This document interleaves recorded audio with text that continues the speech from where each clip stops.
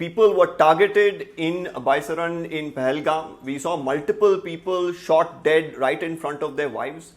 But today we are going to hear a story of a more fortunate couple. They were fortunate enough at least to escape. They sustained injuries. It was a difficult time for them. But somehow, even as the terrorists were firing away, they managed to escape, and a bullet nearly missed them by inches is what I'm learning. Joining me is a couple from Karnataka, Pradeep and his wife Shubha. Both of them were in Kashmir during the time of the attack. Mr. Pradeep, thank you for speaking to NDTV.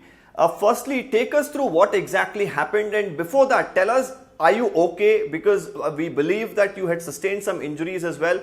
Tell us what exactly happened. Actually, we reached Srinagar on 21st afternoon. So that day we have done a local sightseeing, and 22nd morning we started towards Pahalgam. So around 11:15 we reached base of the Pahalgam, that where the normal trekking or horse riding will start over there. So there are multiple places we have decided to go towards the Baisaran Valley, or people call it as a mini Switzerland. So we hired three horses for us, like me, wife, and my son. And along with us also a few people were discussing about the horses, and one of the other couple, like husband, wife, and two kids. They are also started traveling with us. It's a 7 kilometer terrain. It's a very terrible terrain, I can call it as. Why? Because due to the last 2 days before heavy rain, it became very muddy and slippery as so. And we have to, while going, we have to go upwards. So it took us 1 hour 15-20 minutes to reach at the top of that place, Baisaran Valley. So in that place, the horse guy will drop us, and they ask us approximately what time you come back, so that I will pick you towards down. Okay, and so we went near to the gate, and we have taken the tickets for us, and we entered inside. And that place was very calm. A lot of crowd were there that point of time. So we thought of, okay, we started walking towards that place, and right side. If you enter the place, maybe you have seen, all of us seen the videos, right? So right side towards the that zip line start. After that, some empty places was there. So that place, no people were there. So we thought, okay, we'll go that side and we will take the pics, so that the no disturbance will be there and it will be very clean and neat. So we went to that place, and around 1 hour we spent there only making videos, taking photos, everything. So it's around exactly 1:45. So 1:45, what we thought, okay, let's go down side. So there are multiple places and some adventurous activities and shops, everything was there. So we thought of go and uh, explore that side as well. But that time, luckily, my son said that, okay, I'm too hungry now. We have to have something to eat something, then only we can go downside. We try to convince him, okay, let's go downside first, and then while going, we will have food. But he was adamant that, okay, no, no, only we will have food. Now, if we sit and think that time, no, okay, we are fortunate. Okay, he saved us. Like, okay, we decided to go for a eatery. It's a temporary setup there, no permanent hotel or building, nothing is there. So we went there, and now we started having food. So that Maggie, all those things, only few are available there. So we went and had food.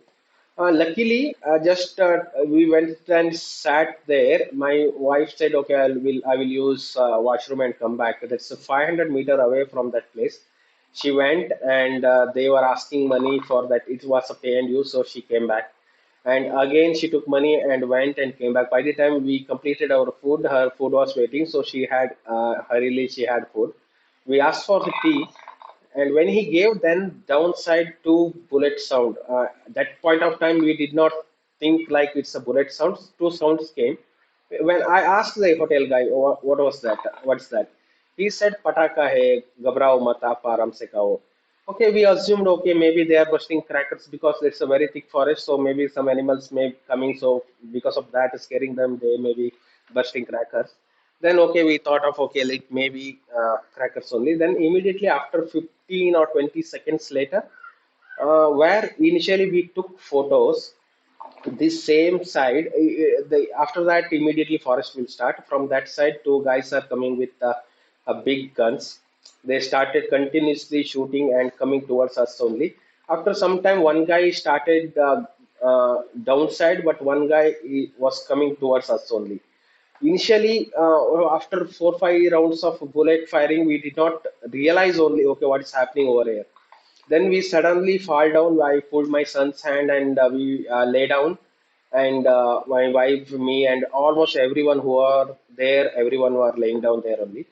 My wife, what she thought, okay, my bag was on top of the table only, and my we had our mobile phone, ID card, everything was inside the bag. So she thought of, okay, get up and let's take the bag. She once we get up and bend and trying to take the bag, one she felt that okay, something went next to my ear. Then she turned back and she saw one big hole in the ground. That was actually, for unfortunately, that was a bullet. Just 2 3 inches apart from her right ear, it passed. So she suddenly jumped and lay down. Maybe 2 3 minutes we were laying down only. Then maybe he turned. I want to ask your wife at this point, you know, what, tell us, explain to us, ma'am, what happened during that time because, you know, your husband there is saying that the bullet nearly missed your ear. Take us through those moments.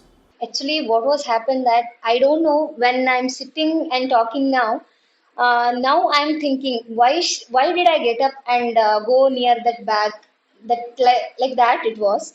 But at that moment I didn't know anything. The bullet sound was we can hear that bullet sound. But even though I got up and I went near that bag, and when I bent down to take this bag, suddenly some fast movement was there near my ear, touching my hair actually. That time I didn't realize that it was a bullet.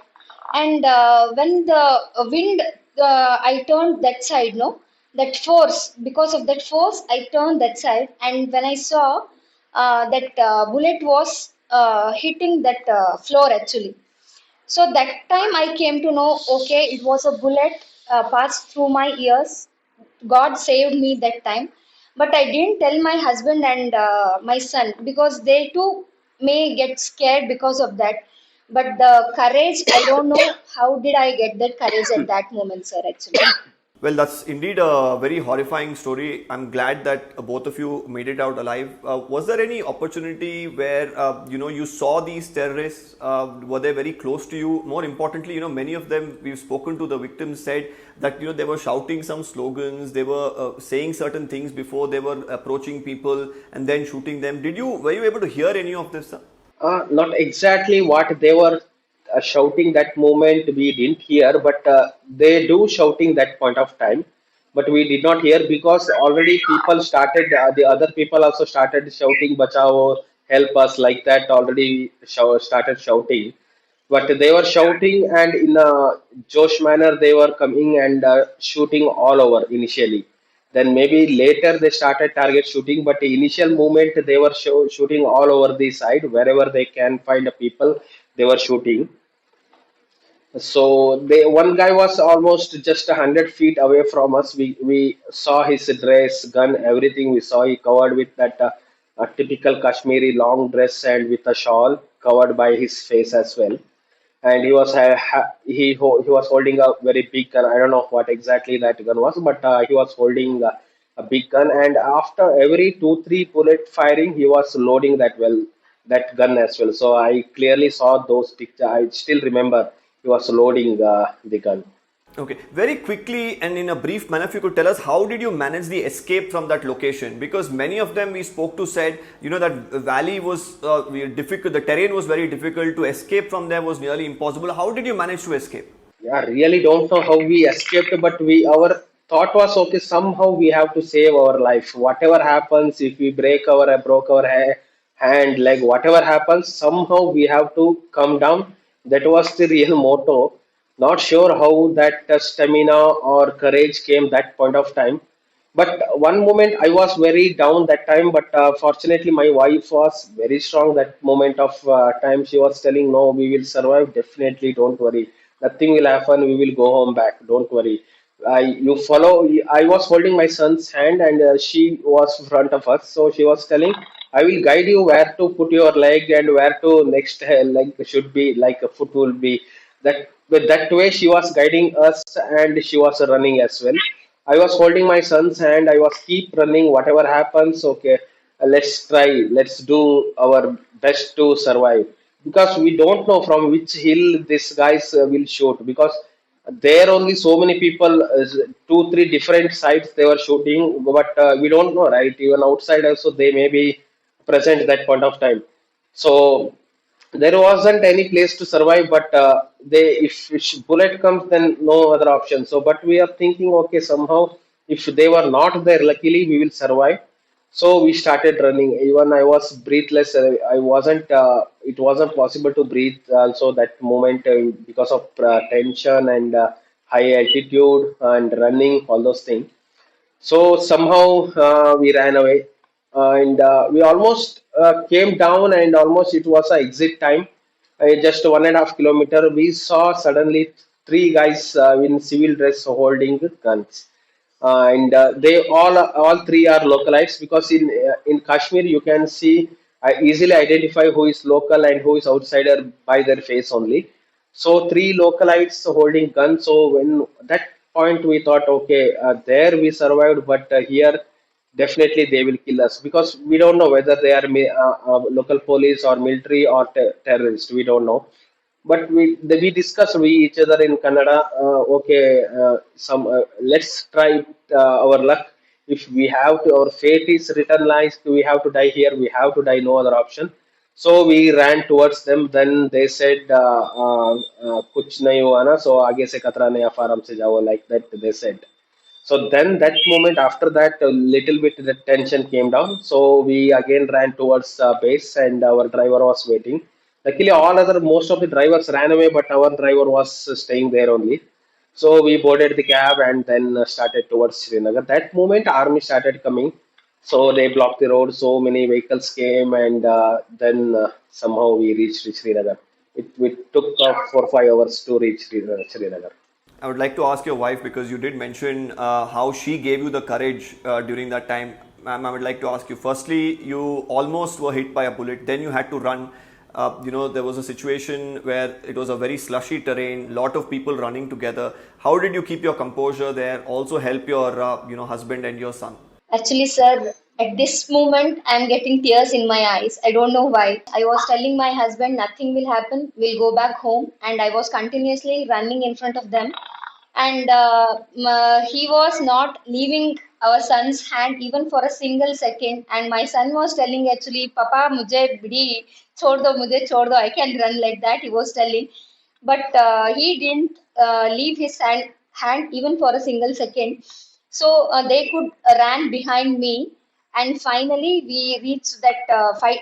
We traveled, I think, 5 to 6 kilometers. We ran. That moment, I saw our that ghoda wala. I called him, and he was like, "Yes, मैं भी आपके साथ चलूँगा. आप आइए, मैं रास्ता दिखाऊंगा." ऐसा कुछ. Then we continue with him, sir. Actually.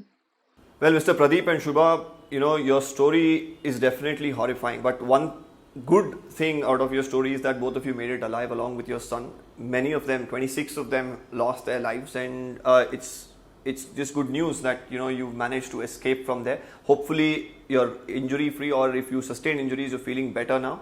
And thank you for speaking to NDTV. Thank you, Thank you, thank you. Deepak.